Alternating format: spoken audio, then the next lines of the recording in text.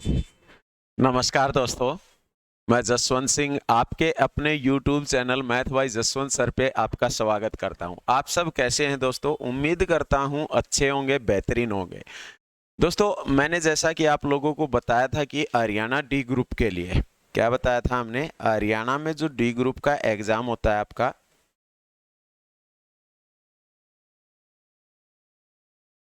हरियाणा मतलब HSSC का जो डी ग्रुप का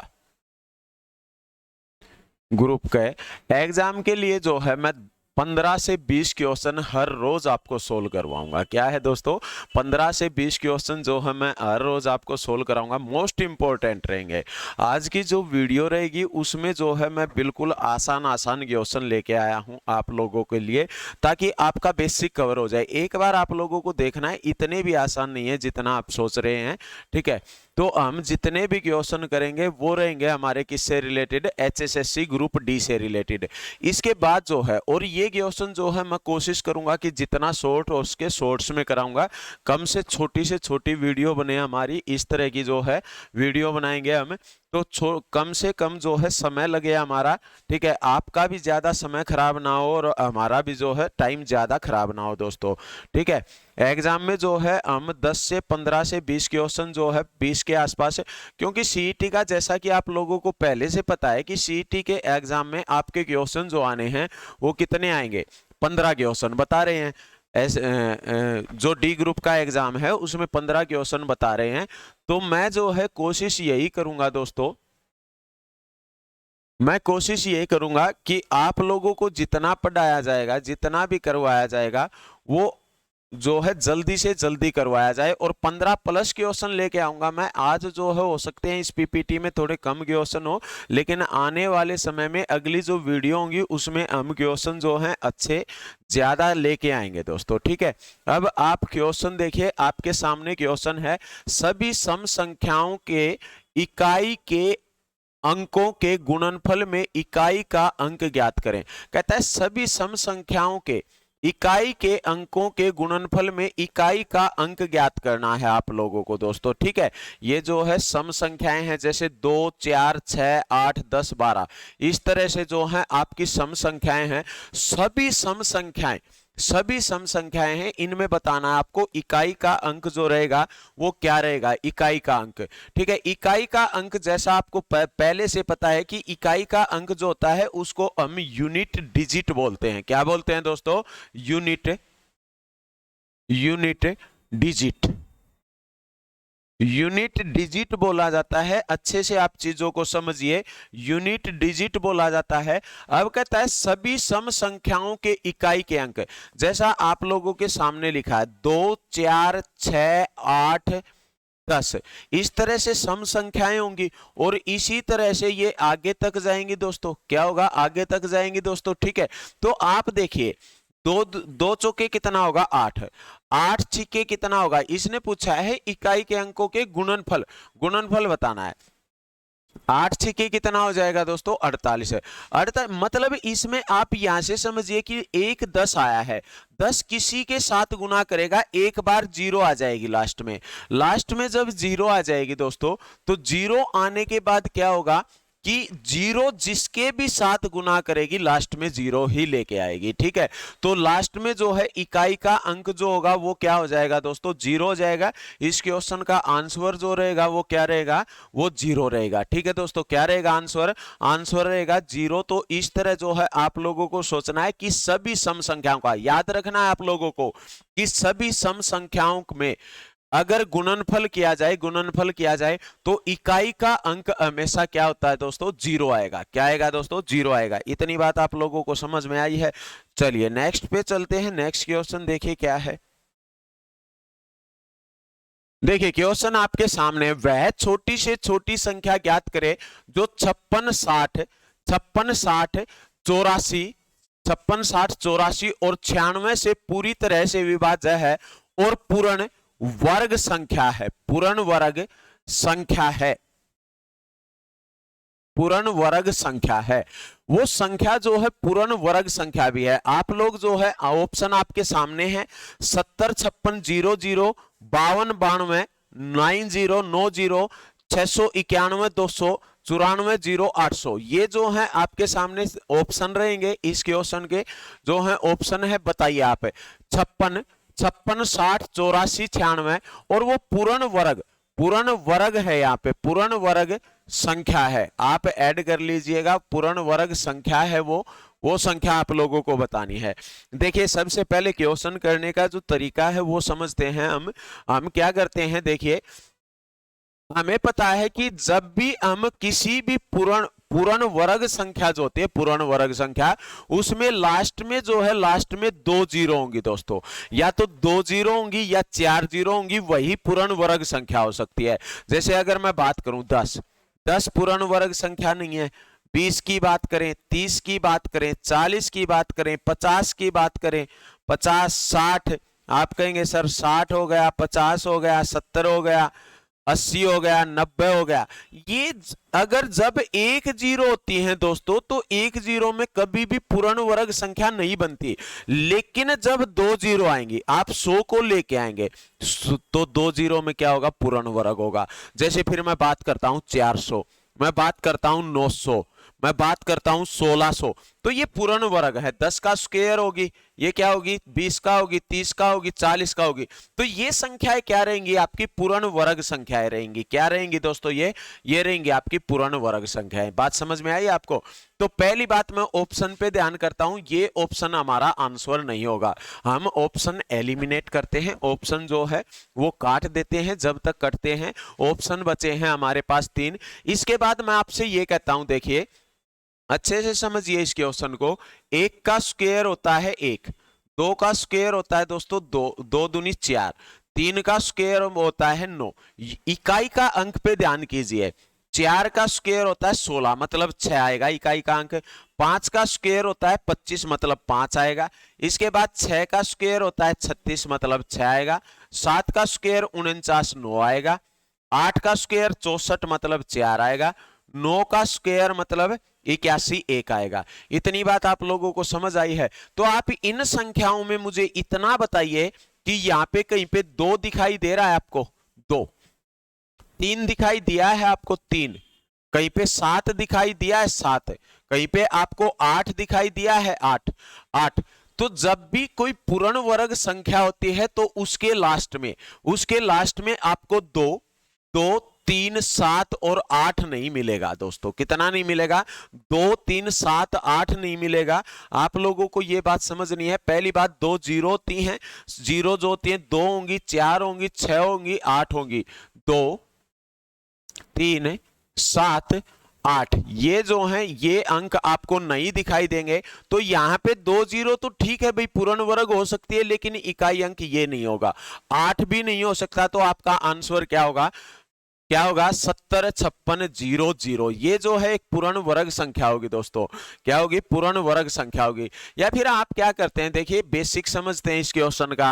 हम करेंगे 56, कितना लिखेंगे दोस्तों, 56, 60, 60, 84, 84, 96, 96। एक क्वेश्चन मैं बता देता हूं, ये आप लोगों को करना है ऑप्शन से। लेकिन देखिए अब क्या कहता है, अगर मैं इसको एलसीएम लेंगे तो आप कहेंगे सर हम इसको 2 से भाग करते हैं। किससे भाग करते हैं दोस्तों, इसको 2 से। 2 से जब आप भाग करेंगे तो ये कितना आ गया हमारा, 28 आ जाएगा। ये कितना आ जाएगा आपका, 30 आ जाएगा। ये 42 आ जाएगा। ये कितना आ रहा है दोस्तों, 48 आ जाएगा। फिर 2 से भाग किया हमने, फिर ये आ गया आपका 14, ये आ गया आपके पास 15, 21, ये कितना आ रहा है हमारे पास, 24। फिर 2 से भाग अगर गया है तो 2 से ही भाग करेंगे आप लोग, 7, 15, 21, 12। फिर 2 से 7, 15, 21, 6। फिर आप कहेंगे सर 2 से फिर जाएगा, 7, 15, 21, 3। अब 3 से भाग जा रहा है, 3 से आ जाएगा हमारे पास 7, 5, 7, 1। फिर भाग जाएगा किससे दोस्तों, ये जाएगा आपका 5 से, 5 से भाग जाता है तो आप लिखेंगे 7, 1, 7, 1। फिर भाग जाएगा ये 7 से और आपका अंतिम में आ जाएगा लास्ट में 1, 1, 1। तो इस तरह करेंगे तो हमने लिखा सबसे पहले 1, 2, फिर 2, फिर आप लिखेंगे 2, फिर आप लिखेंगे 2। 1 2 3 4 5 बार 2 आए हैं। फिर आप क्या लिखेंगे, 2 लिखेंगे। 3 5 7, 3 5 और ये कितना हो जाएगा, 7। अगर आप लोगों को पूर्ण वर्ग संख्या बनानी है तो गुना करके नहीं देखना दोस्तों, गुना करके नहीं देखना। आप क्या करेंगे, आपको पता है हर 2 मिलके एक पूर्ण वर्ग संख्या बनाएंगे, हर 2 मिलके, तो बचा 1 2, तो यहां से 1 हो गया, यहां पे 2 की पावर 2, ये 2 की पावर 2 गुणा में 2 की पावर 2 गुणा में 2 गुणा 2 करेंगे आप, 1 2 और करेंगे, मतलब 2 की पावर 2 हो जाएगी। इसके बाद 3 की पावर 1 है तो 3 की पावर 2 गुणा में 5 की पावर 1 है, 5 की पावर 2, 7 की पावर सम संख्या होनी चाहिए पूर्ण वर्ग बनाने के लिए। तो आप क्या करेंगे, आप यहां पे लिखेंगे 1 3 के साथ, मतलब इस क्वेश्चन को जो है ये जितनी भी संख्याएं हैं आपके सामने, इसमें 1 2 के साथ गुना होगा, 1 3 के साथ, 1 5 के साथ और 1 7 के साथ। इसकी जब आप गुणा करेंगे तो आप देख सकते हैं 70 56 0 0 जो है आपका आंसर आएगा। तो इस तरह जो है आप लोगों को ये क्वेश्चन करना है, मोस्ट इंपॉर्टेंट क्वेश्चन, बड़ा अच्छा क्वेश्चन रहेगा ये आप लोगों के लिए। किसके लिए रहेगा अच्छा दोस्तों, आपका डी ग्रुप का जो एग्जाम है उसके लिए। क्वेश्चन देखिए, चीनी का मूल्य 33.33 आएगा, यहाँ पे 33.33% घट गया। क्या हो गया दोस्तों, 33.33 लिखिए, या फिर आप लिख सकते हैं 33 सही 1/3% लिख लीजिए, यहाँ पे घट गया। ज्ञात कीजिए उपभोक्ता पहले जितने व्यय में कितने प्रतिशत अधिक चीनी प्राप्त करेगा, पहले जितने व्यय में कितने प्रतिशत अधिक चीनी प्राप्त करेगा। 33 सही 1/3% है। आप कहेंगे सर 33 सही 1/3% का मतलब क्या होता है, 1/3 होता है। कितना होता है दोस्तों, 1/3। 33 सही 1/3% अगर घटता है तो कितना रहेगा, अगर पहले 3 मूल्य था तो अब कितना हो गया, ये लिख दिया मैंने पहले का मूल्य है, और ये लिख दिया दोस्तों हमने अब का मूल्य है, अब का जो नया मूल्य है वो लिख दिया। बात समझ में आई है आप लोगों को। तो अगर मूल्य पहले 3 था, 3 से 2 हुआ, तो 2 से वापस 3 करना है कि जितने व्यय में कितने प्रतिशत अधिक चीनी प्राप्त करेगा, पहले जितने व्यय में, कि अब 2 भाव हुआ है लेकिन 1 रुपए ज्यादा की प्राप्त करेगा, परसेंटेज में बताना है तो 50% आंसर होगा आपका। 50% ऑप्शन नंबर ए जो है वो आपका सही आंसर होगा। तो इस तरह जो है आप इस क्वेश्चन को करेंगे, ऑप्शन नंबर ए आंसर होगा। अगर नहीं समझ में आया तो दोबारा एक बार रिपीट करके क्वेश्चन देखिए आप, ठीक है। इस तरह हम इस क्वेश्चन को करेंगे। नेक्स्ट पे चलते हैं, देखिए क्या है, बड़ा अच्छा क्वेश्चन है ये, टाइम एंड वर्क का क्वेश्चन है। क्वेश्चन नंबर 4, ए एक काम को 18 दिन में पूरा कर सकता है, बी इसी काम को ए से आधे समय में पूरा कर सकता है। वे दोनों एक साथ मिलकर एक दिन में काम का कितना भाग पूरा करेंगे। वे दोनों एक साथ मिलकर एक दिन में काम का कितना भाग पूरा करेंगे। देखिए ए बताता है कि 18 दिन में काम कर सकता है, ए 18 दिन में कर सकता है। इसके बाद कहता है और बी इसी काम को ए से आधे समय में पूरा कर सकता है। बी जो है आधे समय का मतलब 9 दिन में पूरा कर सकता है दोस्तों। अगर ए 18 दिन में करता है तो बी आधे समय में मतलब 9 दिन में पूरा करेगा। वे दोनों एक साथ मिलकर एक दिन में काम का कितना भाग पूरा कर सकते हैं। काम का एक दिन में टोटल काम, टोटल वर्क देखते हैं आप, एलसीएम लेंगे जो 18 आ गया, 1 2 यूनिट है, मतलब 3 यूनिट कार्य करते हैं। कितना कार्य करते हैं एक दिन में, 3 यूनिट है। टोटल काम 18, एक दिन में 3 किया तो 1/6 कितना काम हो जाएगा, 1/6। 1/6 जो है काम होगा, आपके ऑप्शन में दिया हुआ है 1/6 जो है क्या होगा दोस्तों, काम हो जाएगा। इतनी बात आप लोगों को समझ आई होगी। नेक्स्ट पे चलते हैं, देखिए क्वेश्चन क्या है, बताइए। रेशियो का क्वेश्चन है, कहता है यदि 3a बराबर 2b बराबर 4c है तो ए बी सी ज्ञात करें। ए बी सी जो है वो ज्ञात करें दोस्तों, बताइए शाबाश आप लोग। देखिए क्या कहता है, 3a 2b 4c, 3a बराबर 2b बराबर 4c बताया गया है। तो आप लिखेंगे कि a बराबर कितना होगा, a बराबर होगा 1/3। देखिए क्या है, ए 3a लिखा हुआ है, यहाँ पे 3a लिखा हुआ है। अगर मैं a को यहीं रखता हूं, इसको इस साइड लेके जाता हूं तो गुणा में है, भाग में चला जाएगा। तो a का मान आप कहेंगे सर a का मान आ गया 1/3। ऐसे ही b का मान 2 को लेके जाएंगे, कितना आ जाएगा 1/2। C का मान आप कहेंगे सर C का आ गया फिर तो 1/4। कितना आ गया दोस्तों ये 1/4। इतनी बात आपको समझ आई होगी, बताइए शाबाश। अब आप 3 2 4 का एलसीएम लीजिए। एलसीएम लिया 3 2 4 का, कितना आएगा 12।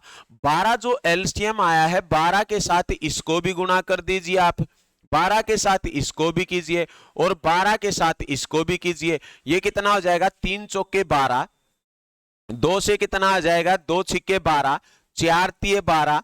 तो नया रेशियो जो आया एबीसी का 4 6 3, 4 6 3, 4 6 3। ऑप्शन नंबर बी जो है वो आपका आंसर होगा। नेक्स्ट पे चलते हैं, देखिए क्वेश्चन क्या है। ये क्वेश्चन कीजिए आप। एबीसी 3 साझेदार क्रम से 45,000, 60,000 एवं 70,000 रुपए लगाकर एक व्यवसाय आरंभ करते हैं। यदि वर्ष के अंत में उन्हें 35,000 रुपए का लाभ हुआ हो तो ए का हिस्सा क्या होगा। ए का हिस्सा जो है वो बताना है आप लोगों को। ए का हिस्सा क्या होगा। एबीसी जो है क्वेश्चन नंबर 6 है आपके सामने, ये बताइए आप, शाबाश। देखिए क्या बताया है, एक ए है, एक बी है और एक सी है। पूंजी लगाते हैं, कितनी लगाई है 45,000 रुपए, 45,000 रुपए, 60,000 रुपए, 60,000 रुपए और बताता है 70,000 रुपए की जो है पूंजी लगा के एक व्यापार शुरू किया गया है। आप जब इसका रेशियो लेते हैं पूंजी का रेशियो, तो पूंजी का रेशियो जो होता है वो बराबर होता है आपका प्रॉफिट के रेशियो के बराबर। किसके, प्रॉफिट के रेशियो के बराबर। 3 0 से 3 काट देता हूं, ये 3 काट देता हूं, 5 से काट लिया मैंने, 5 निम में 45 है, ये कितना आ जाएगा 12 पंजे 60, 5 से ये 14 बार कटेगा। तो आपको इतनी सी बात तो समझ आई होगी कि अगर ए ने 9 रुपए पूंजी लगाई है, बी ने 12 रुपए लगाई है, सी ने 14 रुपए लगाई है, तो जितने रुपए पूंजी लगाई गई है उसी के हिसाब से ये पैसा लेंगे, उसी के हिसाब से पैसा लेंगे। तो टोटल प्रॉफिट जो हुआ वो कितना हुआ है 35,000 का। कितना हुआ है दोस्तों 35,000 का। एक चीज देखिए, 12 और 9 21, 21 14 35 है कि इन्होंने टोटल पूंजी जो लगाई तीनों ने मिलके 35 लगाई है। तो 35 जो वैल्यू आई है कुल 35 है। 35 वैल्यू जो आई है 35,000 रुपए का प्रॉफिट जो हुआ है, पूंजी आई 35 है, प्रॉफिट हुआ 35,000 का। तो एक की वैल्यू 35 की वैल्यू 35,000, एक की वैल्यू किसके बराबर 1000 के बराबर आपकी, और एक की वैल्यू 1000। तो ए जो है वो 9,000 रुपए लेगा, बी 12,000 प्रॉफिट लेगा, सी 14,000 रुपए लेगा। 1000 के साथ आप गुना कर देंगे तो ये आपके आंसर रहेंगे। इसने पूछा है लाभ हुआ हो तो ए का हिस्सा ज्ञात करें। ए का हिस्सा जो है 9,000 रुपए रहेगा। ऑप्शन नंबर डी जो है आपका बिल्कुल सही आंसर होगा। इस तरह जो है आप इस क्वेश्चन को करेंगे। नेक्स्ट क्वेश्चन देखिए क्या है। ए से बी तक की दूरी को यदि कोई कार 45 किलोमीटर प्रति घंटा की चाल से चलती है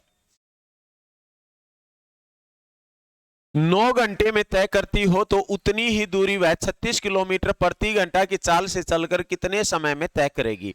उतनी ही दूरी जो है, उतनी ही दूरी का मतलब क्या है दोस्तों, आप डिस्टेंस बराबर रखिए और आपको पता है दूरी बराबर स्पीड इनटू टाइम होता है। दूरी बराबर स्पीड इनटू टाइम होता है। आपको बताया गया है इसने 45 किलोमीटर प्रति घंटा की चाल से 9 घंटे, 45 गुणा 9 लिखेंगे बराबर क्या कहता है 36 किलोमीटर प्रति घंटा की चाल से कितने समय में तय करेगी। 36 को आप इस साइड लेके आएंगे, यहाँ पे बचेगा सिर्फ टाइम आपका 9 चौके 36, 45 बटे में 4। तो टाइम जो है वो रहेगा आपका दोस्तों 11 सही 1/4 घंटे का। कितना रहेगा 11 सही 1/4 घंटे का। ऑप्शन नंबर सी जो है वो आपका सही आंसर होगा। तो इस तरह जो है आप इस क्वेश्चन को करेंगे। नेक्स्ट क्वेश्चन पे चलते हैं, देखिए क्या है। ए और बी की वर्तमान आयु का अनुपात 3:4 है। 8 वर्ष पहले बी 8 वर्ष का था तो 8 वर्ष पहले ए की उम्र क्या थी।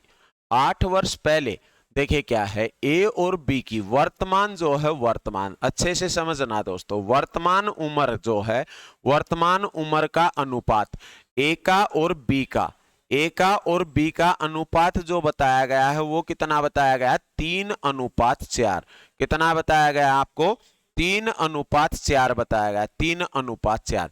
अब कहता है 8 वर्ष पहले बी जो है 8 वर्ष का था, बी जो है 8 वर्ष का था, 8 साल पहले, पहले था 8 साल पहले, कितने साल का दोस्तों, 8 साल पहले 8 वर्ष का था, तो आज कितने वर्ष का होगा, आज होगा 16 वर्ष का। कितने वर्ष का होगा दोस्तों, 16 वर्ष का। तो बी जो है आज 4 बताया गया है, कितना बताया गया है, 4। तो 4 की वैल्यू 16, तो 1 की वैल्यू किसके बराबर है, 1 की वैल्यू 4 के बराबर, 1 की वैल्यू 4 के बराबर। तो ए जो है आज के दिन 12 वर्ष का है, बी आज के दिन 16 वर्ष का है।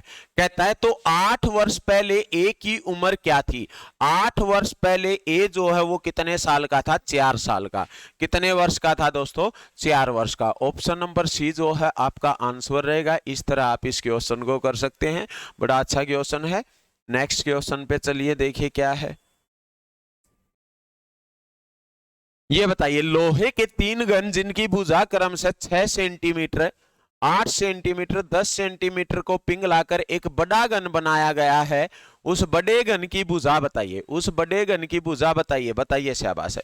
घन का मतलब क्या है दोस्तों, घन जो है वो इस तरह होते हैं। घन आपने पता है, क्यूब जो है, क्यूब की बात करता है, ये क्यूब की बात कर रहा है। एक क्यूब जो है वो इस तरह से है, ठीक है दोस्तों, जिसकी भुजा बताई गई है 6 सेंटीमीटर है। कितनी है दोस्तों, 6 सेंटीमीटर भुजा है। एक घन और भी है, एक घन और बताया गया है, मान लीजिए आप ये है, जिसकी भुजा बताई गई है कितनी दोस्तों, 8 सेंटीमीटर है। क्या है दोस्तों, 8 सेंटीमीटर भुजा है। एक घन और है जिसकी भुजा जो है वो कितनी बताई गई है आप लोगों को, 10 सेंटीमीटर जो है, 10 सेंटीमीटर भुजा बताई गई है। बताइए शाबाश। एक ये है, एक घन ये है जिसकी भुजा बताई गई है 10 सेंटीमीटर। क्या होता है, इन तीनों को पिघलाया जाता है, पिघलाकर एक घन बनाया गया, इन तीनों को पिघलाया गया और इनको मिला के एक बड़ा घन बनाया गया। इस तरह से, इस तरह से एक बड़ा घन बनाया गया है, बड़ा घन बनाया गया है। तो आपको बताना है कि उस बड़े घन की भुजा बताइए, बड़े घन की भुजा क्या होगी, बताइए शाबाश है। देखिए, जब भी ऐसे क्वेश्चन आते हैं, इसका हमें नहीं पता, इसकी भुजा मैंने मान ली है ए है, तो आप लोग क्या करेंगे दोस्तों, आप लगाएंगे किसका फॉर्मूला, आप वॉल्यूम का लगाएंगे कि इन तीनों का मिला के जो वॉल्यूम होगा वो इसके वॉल्यूम के बराबर होगा, वॉल्यूम के क्या होगा, बराबर होगा। तो वॉल्यूम इसका कितना होगा, इसका होगा a की पावर 3, इसका वॉल्यूम कितना होगा, a की पावर 3, इसका कितना होगा, a की पावर 3। जो घन होता है, घन दोस्तों, घन की सभी भुजाएं बराबर होती है, लंबाई गुणा चौड़ाई गुणा ऊंचाई करेंगे, a गुणा a गुणा a करेंगे। आप क्या करेंगे दोस्तों, a गुणा ए जब करेंगे तो ये कितना आ जाएगा आपका, 1 की पावर 3, जो क्या होता है आपका घन होता है, क्यूब होता है दोस्तों। क्या होता है, ये क्यूब होता है। तो आप जब इनको जोड़ लेंगे, इनको जोड़ लेंगे तो ये किसके बराबर आएगा, 1 की पावर 3 के बराबर आएगा। इतनी बात समझ में आई है। 6 का क्यूब देखिए आप कितना होगा, 6 का क्यूब करते हैं, कितना आ गया दोस्तों, ये 216। कितना आ गया, 216। प्लस में ये कितना आ गया आपका, 512। 8 का क्यूब 512, प्लस में ये कितना आ गया आपका 1000। कितना आ गया दोस्तों, 1000। इतनी बात आप लोगों को समझ आई है, बताइए शाबाश। जब हम इसको जोड़ते हैं, जब आप इनको जोड़ेंगे तो ये आ गया कितना दोस्तों, 1728। कितना हो जाएगा दोस्तों, ये 1728। 1728, 1728 आया किसके बराबर, a की पावर 3 के बराबर। किसके बराबर आया दोस्तों, ये 1728 है। 1728 जो है a की पावर 3 के बराबर आया है। तो a का मान निकालना है आपको। तो आप कहेंगे सर 1728 है, इसका हम घनमूल निकाल देते हैं। और घनमूल 1728 जो है किसका घनमूल होगा, ये होगा दोस्तों 12 का। किसका घनमूल होगा, 12 का।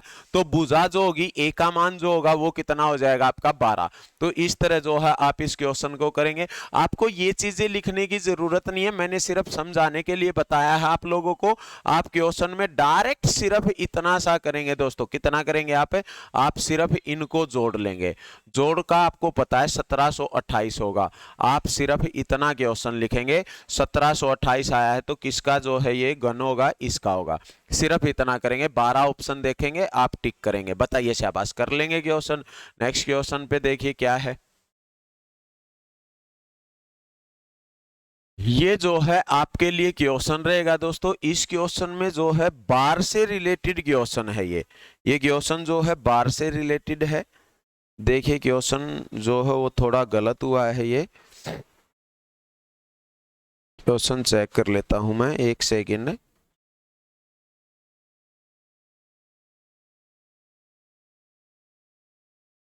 यह 8.74 8.74 के ऊपर बार है और 9 के ऊपर बार है।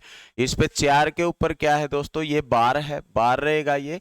और 9 के ऊपर जो है बार रहेगा। ये आपको जोड़ करना है, इनका जोड़ करके आंसर बताना है आप लोगों को।